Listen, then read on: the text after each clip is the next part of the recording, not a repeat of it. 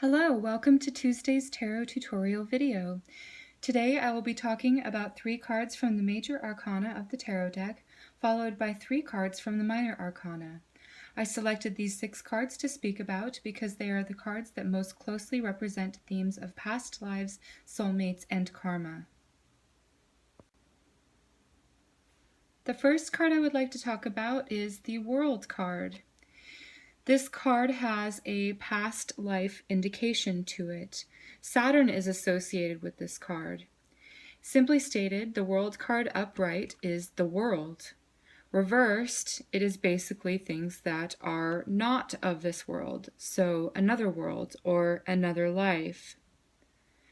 The World card is a finishing card because it is the last numbered card of the Major Arcana. It represents completion. When it's in its reverse position, it indicates there is something unfinished from the past. If you have incomplete karma, the world brings completion of it. This is one of the soul group cards, as there are many beings swirling around the card that are waiting to come back again to meet in the center here on Earth. They come from their own unique paths and their own lessons that they have learned. The basic meaning of this card is cycles, circles, and completion. The next card I would like to talk about is the Justice card. This is the card that represents the law of karma. On a mundane level, it is the law, courtrooms, and government, policies, paperwork, things of that sort. On a grander scale, it's the higher court system of God's karmic justice to maintain a cosmic equilibrium. In the Judeo-Christian context, it is God's righteousness.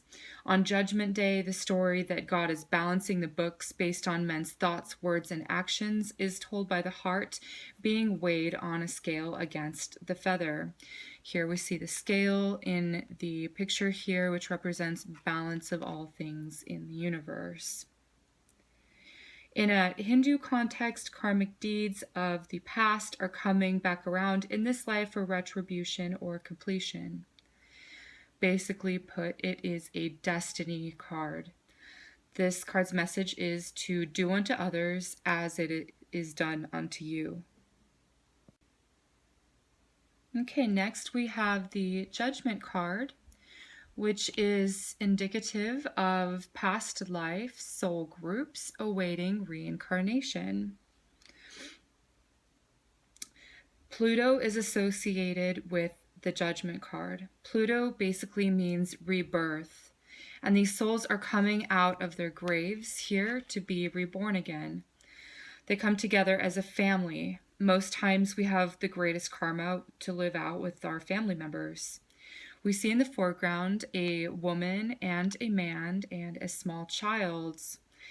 There we have this representation of a family, and in the background we have all of these people also coming out from their graves, and that can be representative of their relatives or this soul group that's coming in together. These coffins are floating on a sea here, and oceans represent the primordial abyss in which we all came. The ocean can even represent the vastness of time and space and the great unknown. This card's basic meaning is freedom, liberation from the past. Okay, so moving on to the minor cards. The first one I would like to talk about is the Six of Cups. The Six of Cups basically means the past. It can be the past in just a general sense. But in this context, it means past lives, especially when paired with other karmic cards, such as these cards that I previously spoke about. This is one of the soulmate cards. And we see 2 figures in the center of the card here. And one of the people is offering the other a cup. Cups represent spirit, and in this case, spiritual gifts. 2 people in this card have a spiritual relationship, and one is giving the other a valuable gift of the spirit. There is foliage and plants growing out of the cups that represents growth. In this case, it represents spiritual growth since it's in a cup.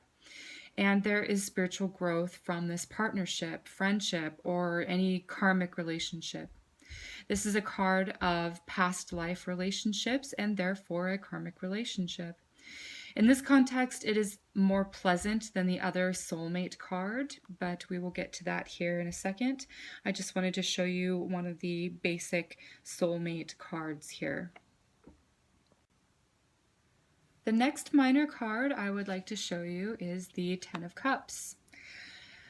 This card has the same meaning as the Six of Cups, but here we see the soulmates have really grown into adults. So the two figures that are here are now grown. And the children dancing next to them can be a reference to the couple in the Six of Cups card.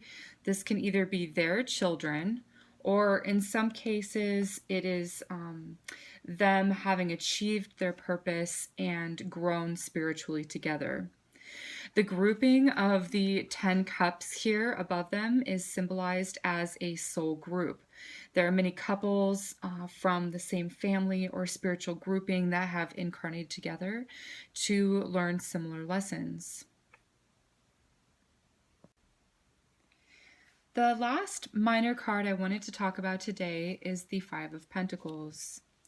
This is the quintessential soulmate card.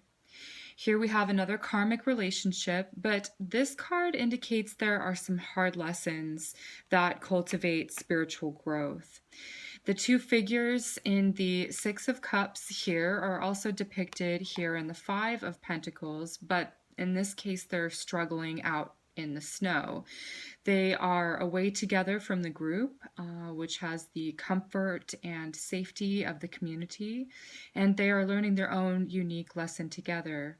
They're really in bad shape. As you can see, one here is limping on crutches, and the other is walking out here in the snow barefoot. This one has sort of a bandage on his head, and they both look as though they don't have adequate clothing for the weather. And as you can see, this card is just showing a lot of discomfort.